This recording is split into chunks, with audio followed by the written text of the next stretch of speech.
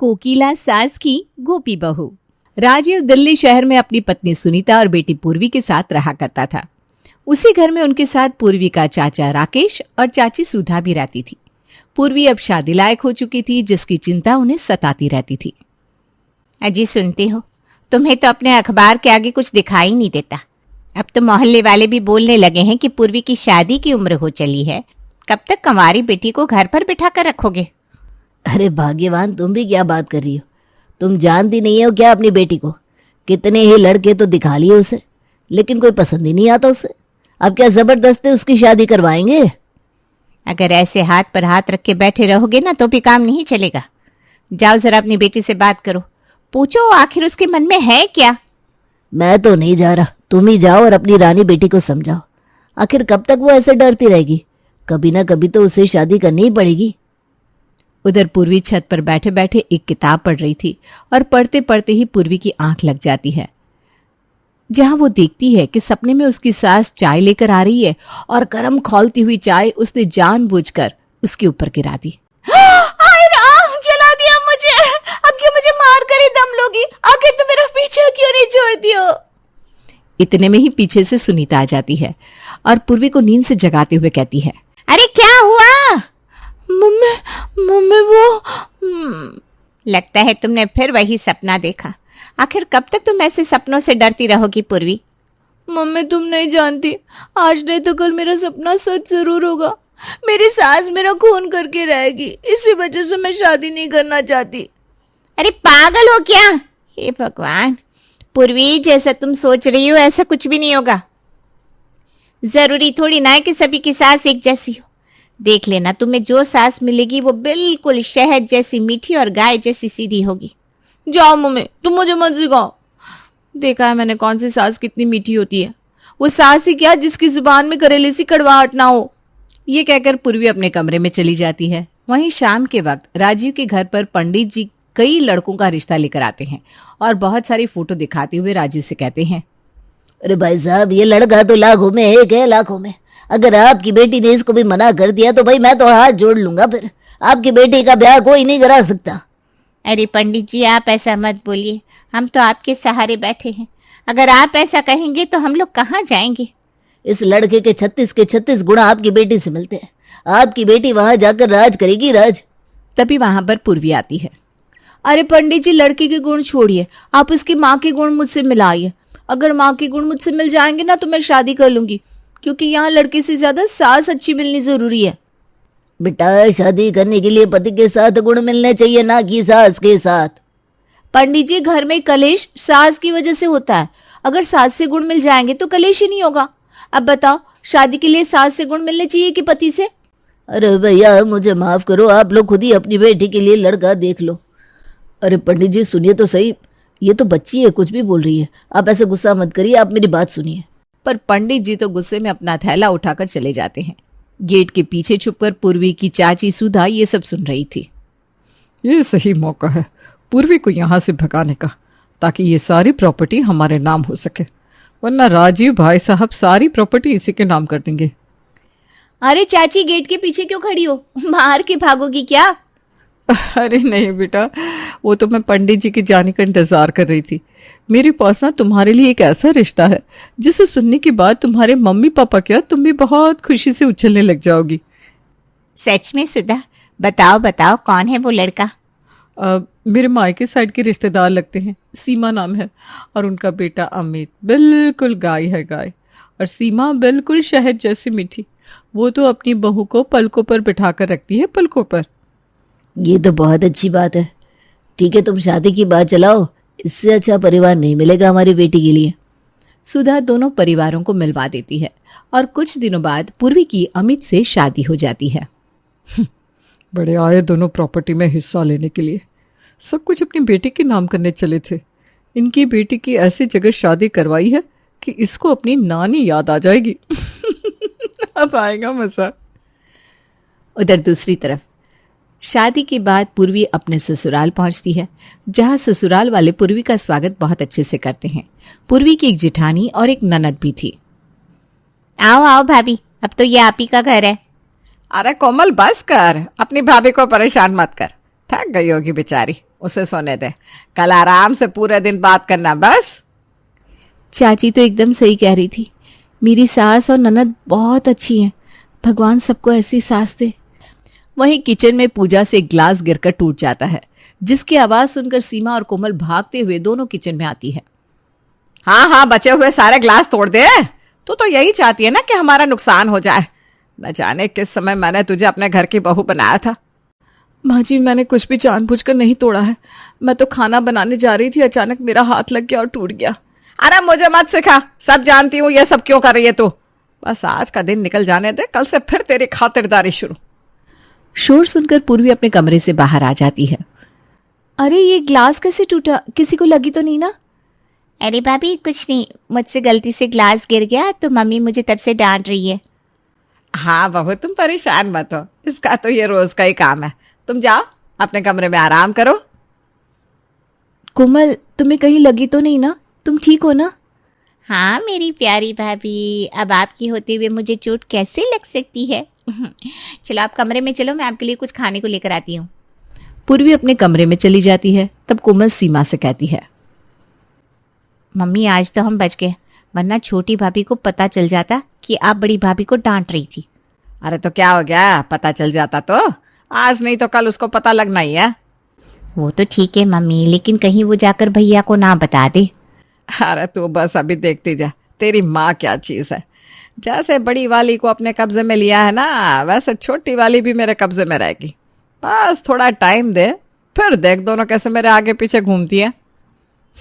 कुछ भी हो, तुम हो बहुत शातिर।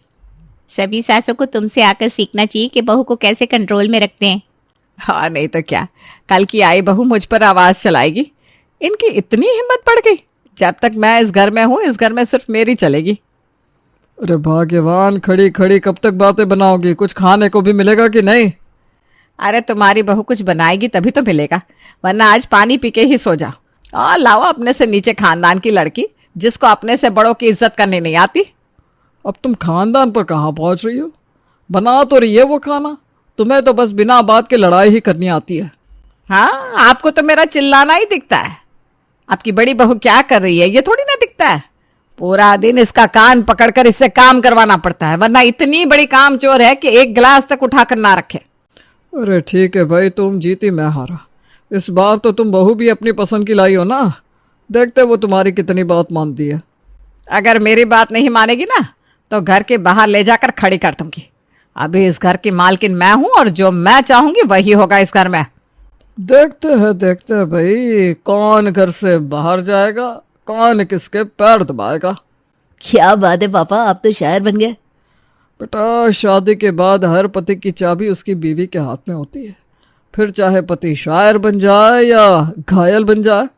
अरे पापा, ऐसा कुछ नहीं होता है। बेटा रहने दे, मैं तुझसे कुछ दिन बाद पूछूंगा यही बात, फिर देखता हूँ तू क्या बोलेगा। जितेंद्र की बात सुनकर सभी लोग हंसने लगते हैं। अमित अपने कमरे में चला जाता है। अगले दिन जब पूर्वी सोकर उठती है तो उसे आंगन से शोर सुनाई देता है। पूर्वी आंगन में जाती है। माँ जी, मुझे माफ कर दीजिए, आगे से ये गलती नहीं होगी, मैंने जानबूझकर कुछ नहीं किया। पूर्वी देखती है कि उसकी सास सीमा पूजा को पकड़ के घर के बाहर ले जा रही है। अरे क्या हो गया? कुछ भी नहीं, वो भाभी को ना चोट लगी है और वो डॉक्टर के पास नहीं जाना चाहती, तो मम्मी वहीं ले जा रही है।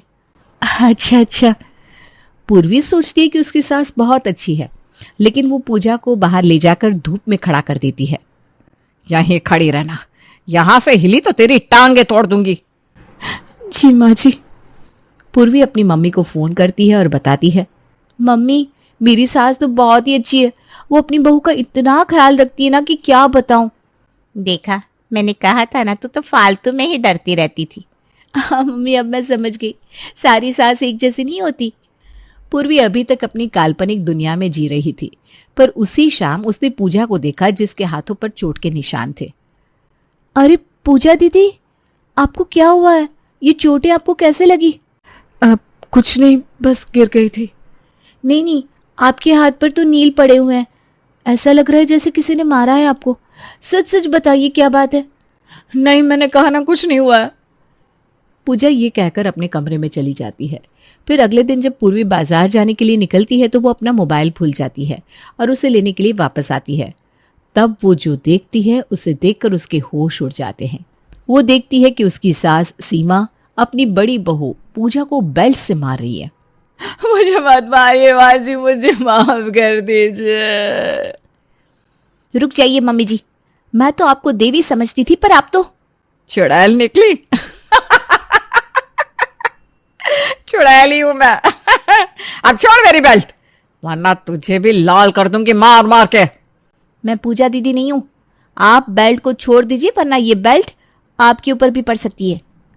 ये सुनकर सीमा घबरा जाती है और बेल्ट छोड़ देती है। पूर्वी पूजा को उठाकर उसके कमरे में ले जाती है। आपने मुझे पहले क्यों नहीं बताया? अब आप फिक्र मत करिए, मैं हूं आपके साथ। थैंक यू पूर्वी। उधर सीमा और कोमल इस बारे में बात कर रही थी। मम्मी, ये छोटी वाली भाभी तो बड़ी तेज निकली। अरे तेज हो गई अपने घर की, मेरे सामने नहीं चलेगी उसकी तेजी। इसे क्या लगता है मेरे पास सिर्फ एक पैतरा है? इसे ऐसे ऐसे फंसाऊंगी कि ये पानी मांगेगी, पानी। लेकिन आज तो आपको देखने में लग रहा था जैसे आप पानी मांग रही हो। तुम मेरी तरफ है या उसकी तरफ? अरे आप ही की तरफ हूँ मम्मी, पर उनका आज ऐसा रूप देखकर ना मुझे थोड़ी फिक्र हो रही है। कहीं उन्होंने भैया से कुछ कह दिया तो? तेरे भैया की माँ हूं मैं, जानती हूं उसे कैसे अपनी उंगलियों पर नचाना है। बस तू देखती जा। उसी शाम जब अमित ऑफिस से वापस आता है तो सीमा उसके पास पहुंच जाती है और उसके कान भरने लगती है। बेटा, तू तो मुझे वृद्धाश्रम ही छोड़ा। ये अब क्या बोल रही हो मम्मी? सही बोल रही हूँ, क्योंकि मेरी बहू यही तो चाहती है। आपकी बहू? कौन? अरे कौन सी बहू होगी, बड़ी ने तो कभी मुझसे इस तरह से बात नहीं करी। छोटी ही तो है, तेरे वाली पूर्वी। क्या कहा उसने? आज मैं बैठी हुई थी तो मुझसे बोलती है, क्या आप दिन भर बैठी रहती हो, क्या काम है आपका यहाँ? इससे अच्छा तो आप वृद्धाश्रम चली जाओ, हमारे घर में जगह हो जाएगी। क्या उसने ऐसा कहा? हाँ भैया, मम्मी सही कह रही हैं। मुझे भी ना सुनकर बड़ा बुरा लगा, पर अब उनके सामने मैं भला क्या बोलती। तो सोचा आप आओगे तो शायद आप ही कहोगे कुछ, या फिर शायद मम्मी को छोड़ाओगे वृद्धाश्रम। और क्या? पूर्वी, पूर्वी! हाँ जी, क्या हुआ? ये मैं क्या सुन रहा हूं? क्या हुआ? तुम्हें इस घर में आए अभी 1 महीना भी नहीं हुआ और तुम ये सब करने लगी? पर शट अप! मेरी बात कान खोलकर सुन लो। अगर मेरी माँ से तुमने एक भी उल्टा लफ्ज बोला तो मुझसे बुरा कोई नहीं होगा। घर से तो मैं तुम्हें निकाल ही दूंगा, लेकिन उससे पहले। अरे पर मैंने किया क्या है? मेरी माँ के पैरों में पड़कर माफी मांगो अभी के अभी, वरना चली जाओ यहां से। पूर्वी ये सब सुनकर हैरान थी, क्योंकि वो तो सोच रही थी कि अमित आएगा तो वो उसे उसकी माँ के बारे में बताएगी, लेकिन यहाँ तो उल्टा ही हो गया। पहले तो उसने गुस्से में सोचा कि वो चली ही जाए यहाँ से, लेकिन फिर उसे ध्यान आया कि उसके पीछे पूजा अकेली छूट जाएगी। इसलिए उसने तय किया कि वो अपनी सास को सबक सिखाने के लिए यहीं रहेगी। वो आगे बढ़ी और उसने सीमा के पैर छूकर माफी मांग ली। मुझे माफ कर दीजिए मम्मी जी, आज के बाद ऐसा नहीं होगा। कोई बात नहीं बहू, आगे से ध्यान रखना कि इस घर की मालकिन कौन है। सीमा मुस्कुराती है और पूर्वी अपने कमरे में चली जाती है। फिर वो सोचती है कि वो अपनी सास को सुधार कर रहेगी। वो डिसाइड करती है कि वो उसे नहीं बल्कि उसकी बेटी को परेशान करेगी, तभी उसे समझ में आएगा। आई एम सॉरी अमित, मुझे माफ कर दीजिए, पर मुझे आपसे एक बात करनी थी। हाँ बताओ।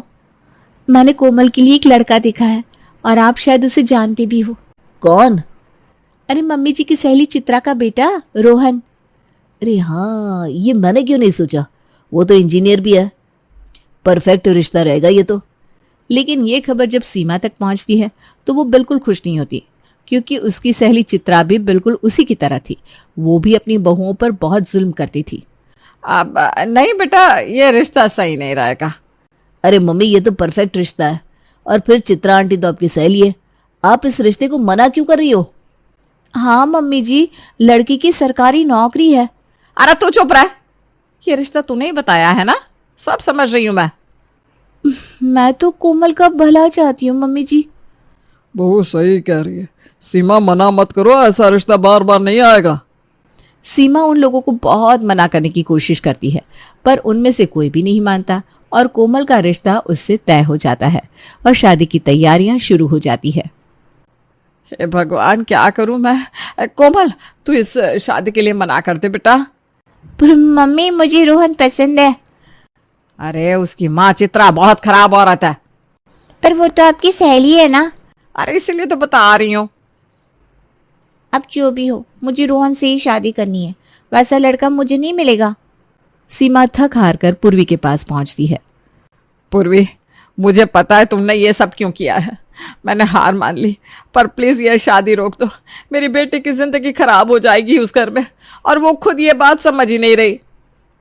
ठीक है, पर आपको सबके सामने अपनी गलती कबूलनी पड़ेगी। मैं तैयार हूँ। सीमा सबको इकट्ठा करती है और सबके सामने अपनी सारी गलतियां कबूलती है। फिर पूर्वी से कहती है, मैं वादा करती हूँ आज के बाद ऐसा नहीं करूंगी। प्लीज अब ये शादी रुकवा दो। रुक गई मतलब? अचानक सब हंसने लगते हैं। अमित कहता है, पूर्वी ने उसी दिन मुझे सारी बात बता दी थी कि घर में क्या चल रहा है, इसीलिए आपको सबक सिखाने के लिए हमने ये नाटक किया था, ताकि आपको समझ में आए कि जैसे आपकी बेटी है वैसे ही दूसरे की बेटियां हैं।